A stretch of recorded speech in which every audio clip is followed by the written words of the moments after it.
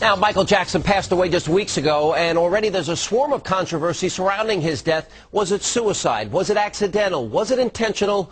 Or was it something much worse? Was it murder? Now, nearly 50 years after the fact, these are the exact same questions that the world is still asking of another American legend, one who also left us all too soon and all too strangely. Our Conspiracy Theory Month continues tonight as we take a look at the facts, the myths, and the mystery surrounding the death of Marilyn Monroe. Marilyn Monroe, she had it all. Physical beauty, her figure, that smile on her face. She was the greatest star of the 20th century. Fate assigned her the role that she eventually finished, which was her tragic death. At the age of just 36, Marilyn's fascinating life came to an abrupt halt. She died at the peak of her career, the peak of her beauty.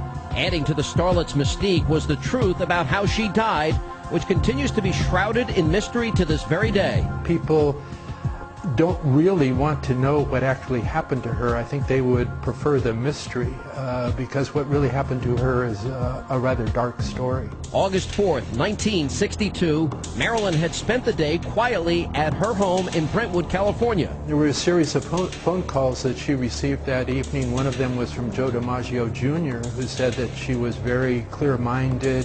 That phone call was reported to be around 7:15 p.m. Just 30 minutes later, Marilyn was said to have received another phone call, this time from her friend Peter Lawford, a fellow actor who was married to Pat Kennedy, sister of Jack and Robert Kennedy.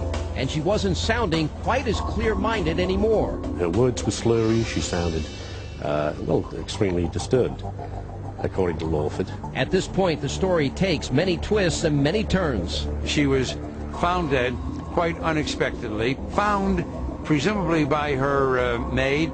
Marilyn's housekeeper was a woman by the name of Eunice Murray. This maid called the two doctors, her internist and her psychiatrist. They got there about 11:30 that night. It's a proven fact that Marilyn Monroe was dead by 11 p.m. that night, and yet the police weren't called until about 3:34 in the morning. But it is strongly believed that some federal government officials, FBI and or CIA, were present at that house during that interval. Donald Wolf tells another version of what could have happened. Norman Jeffries, the handyman that worked for Marilyn, said he had been there that night.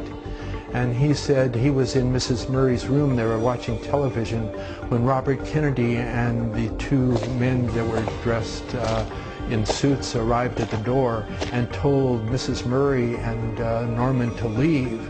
He said they just went to the neighbor's house and they were only gone about 20 minutes when they saw Robert Kennedy drive off with the two men, and they returned to the house. They went to the guest cottage, and that's when they found Marilyn comatose on the bed, and that her file cabinet had been rifled through.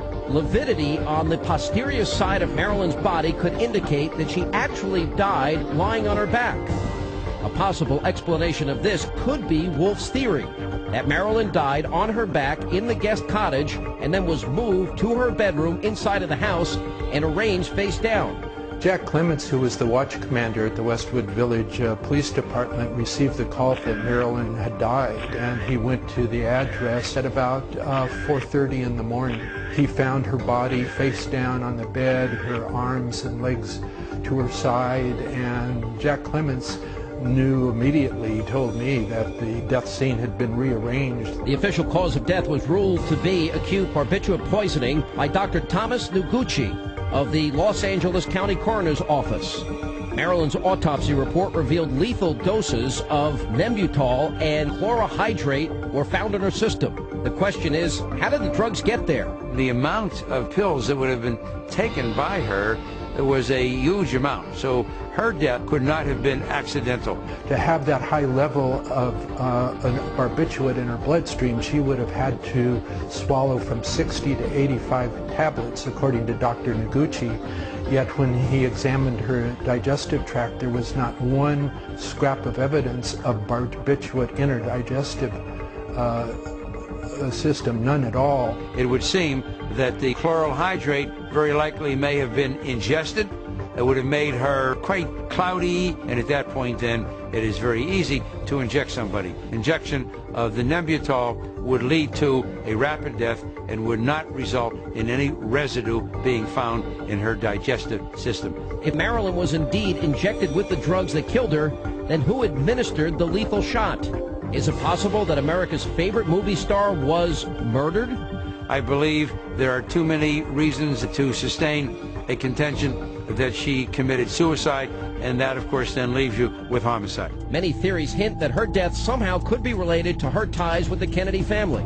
It is speculated that the starlet had an affair with President Kennedy and also possibly with his brother Robert. It had reached the point that Marilyn Monroe was too much of a potential embarrassment to the Kennedys. Now, that does not necessarily mean that it was they or either of them who had her done in. It could have been just anybody, federal agency, mafia. It is believed that Chicago mob boss Sam Giancana was linked to JFK. That not only did he help Kennedy secure the state of Illinois to win the presidency, but it's also believed that he was recruited by the CIA during the Kennedy administration to help assassinate Cuban dictator Fidel Castro.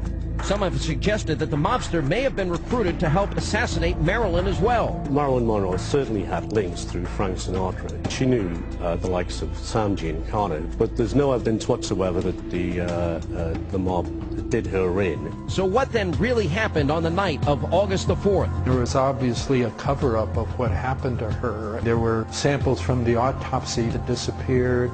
Mrs. Murray, her housekeeper, kept changing her story. Jack Clements, the first police officer on the scene, always said that she was a murder victim. My God, what is the business of the CIA, which was involved, or the FBI, which was involved?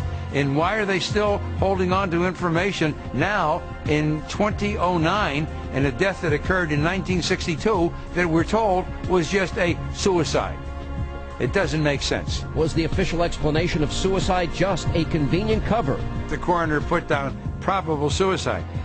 I have signed off on death certificates, 16,000 autopsies that I've done myself. I have never seen probable suicide. That word probable tells me more than 1,000 words could possibly explain about the great doubt that existed in their minds. It seems we may never know the truth of what happened that fateful night. Therefore, we continue to be fascinated with the mystery of Marilyn Monroe's death, just as we continue to be fascinated with her life.